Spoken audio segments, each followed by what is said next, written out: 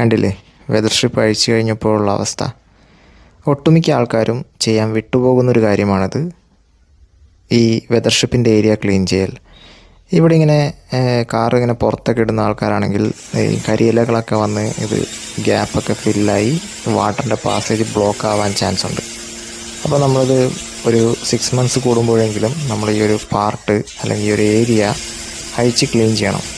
ഇല്ലെങ്കിൽ അവിടെ വെള്ളം കെട്ടി നിന്ന് ഈ നനഞ്ഞ കരിയിലകളൊക്കെ ഇരിക്കുന്ന സ്ഥലത്ത് റസ്റ്റ് വരാൻ ചാൻസ് ഉണ്ട്. അങ്ങനെ റസ്റ്റ് വന്നു കഴിഞ്ഞാൽ അവിടെ ക്രാക്കായി അവിടെ ക്യാബിൻ്റെ ഉള്ളിലേക്ക് വാട്ടർ ലീക്കേജ് വരാനും ചാൻസ് ഉണ്ട്. അപ്പം തന്നെ നിങ്ങൾ വെതർ സ്ട്രിപ്പിൻ്റെ അല്ലെങ്കിൽ റബ്ബർ പാർട്സിൻ്റെ ഇതിൻ്റെ ചുറ്റും ഈ ഒരു വിൻഷീൽഡിൻ്റെ ചുറ്റും ഒരു റബ്ബർ ഗ്യാസ്കറ്റ് ഉണ്ട്. ആ ഒരു ഗ്യാസ്കറ്റ് ഇൻസ്പെക്ട് ചെയ്ത് റീപ്ലേസ്മെൻ്റ് ആയെങ്കിൽ അത് ഹാർഡായ പോലെ ഇരിക്കും. അപ്പോൾ അത് നിങ്ങൾ റീപ്ലേസും ചെയ്യണം. എന്നാലും നമുക്ക് വാട്ടർ ലീക്കേജ് വരാൻ ചാൻസ് ഉണ്ട്. അപ്പോൾ ഗൈസ്, നിങ്ങൾ ഈ ഭാഗം എന്തായാലും ക്ലീൻ ചെയ്യണം. Thanks for watching.